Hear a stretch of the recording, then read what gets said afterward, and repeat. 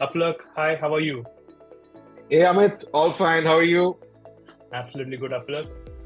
Apalak, Tencent, which is considered as one of Microsoft's biggest competition in the gaming sector, is now partly owned by the Chinese government. And also, Microsoft bid to acquire Activision Blizzard. I think we covered this story in one of our previous episodes as well. Right. Has Right. hit a roadblock in Europe, with the European Union likely to issue an antitrust warning. Right. What is your view on these developments?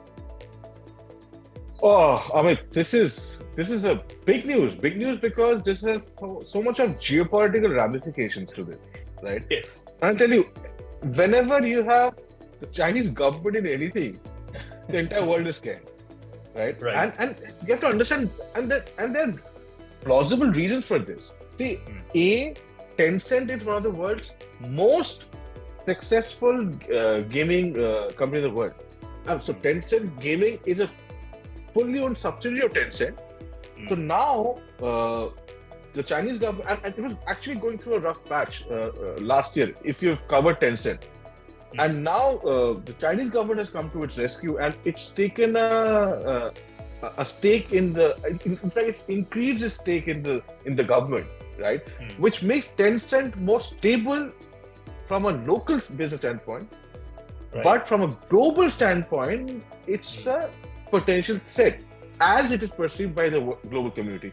Why? Because see, you have to understand, very importantly, what are the type of games that Tencent has? Tencent,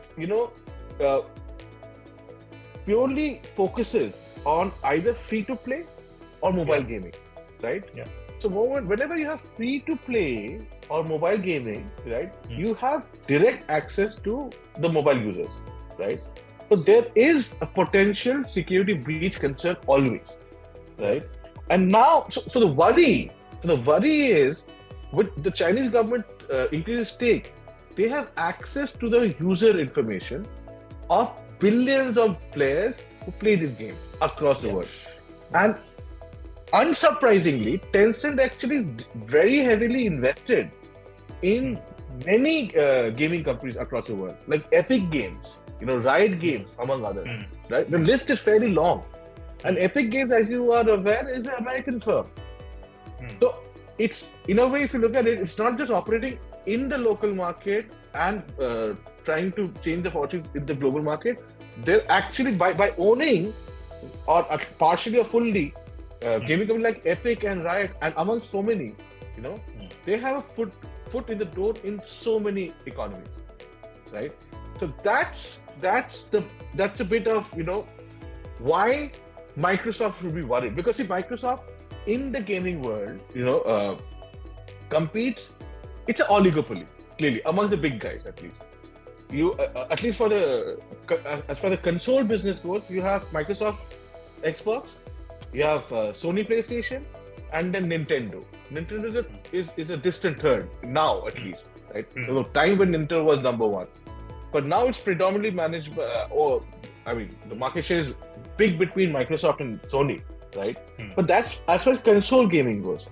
But as far as cloud gaming, mobile gaming, free-to-play gaming goes, there are many other competitors. The biggest being Tencent, and equally big, I don't know the exact numbers, is Activision Blizzard.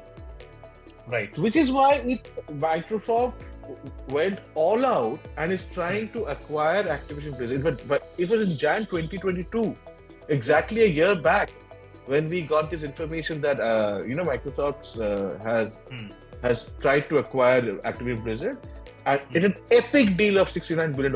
It is going to be one of Microsoft's biggest acquisition till date, right? Yes. You can imagine how hot this sector is.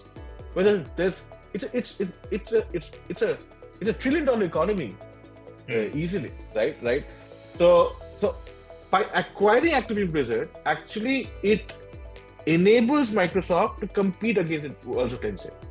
Right. So hence Tencent's acquisition by the Chinese government is it puts a company like Microsoft or on notice, and on top of it, unfortunately, this acquisition of Activision Blizzard by Microsoft has hit roadblocks across many geographies. And it's not just European Union, by the way, Amit. Even in their home ground, Right. Activision Blizzard, by their local regulators, right? There have been issues about, how this would be lead to unfair business practices, so on and so forth. So the European Union, and this is a very recent news. The European Union has said that it is going to put a statement of objections, as the term suggests. Essentially, that is like and you have to then give your verific answer to how you will not be creating a monopoly of sorts. So and there are ways Microsoft intends to answer that. If I remember correctly, some big games which are part of Activision Blizzard, like I think if I'm not wrong, it was Call of Duty. So apparently Microsoft said that they're ready to share the license with Nintendo for a 10-year time frame. I think the same was suggested to Sony, but I don't think Sony has reverted back as yet. So as you can see, a lot is going on in this front. So at one end, you have Microsoft competition having Chinese government on their share market as part of their owners, and then you have their Activision Blizzard actually hitting a roadblock. So not the best of times for Microsoft, clearly, but like many deals in the past, I'm fairly confident Microsoft will kind of ram through this, and it is just a matter of time before we see Activision Blizzard actually being acquired and integral part of Microsoft gaming strategy. Right, Apalak. And quick take, Think Teal's take on this, Apalak. Amit, I said this at the front. It's got geopolitical tension written all over.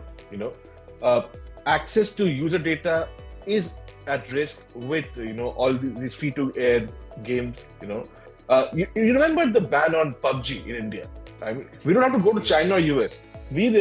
I'm not a player, but I remember my son at least used to play PUBG, and I'm sure many people across our country itself used to play PUBG. It got banned, and why was that?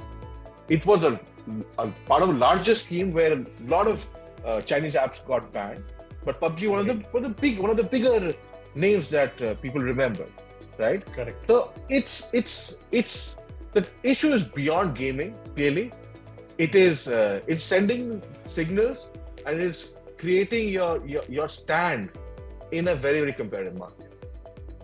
Absolutely, Apalak. Great insights, Apalak, as usual. And we'll obviously keep a close eye on the further developments on both the stories. Thank you so much for your time, and we look forward to connecting with you again tomorrow. Sure. Thanks.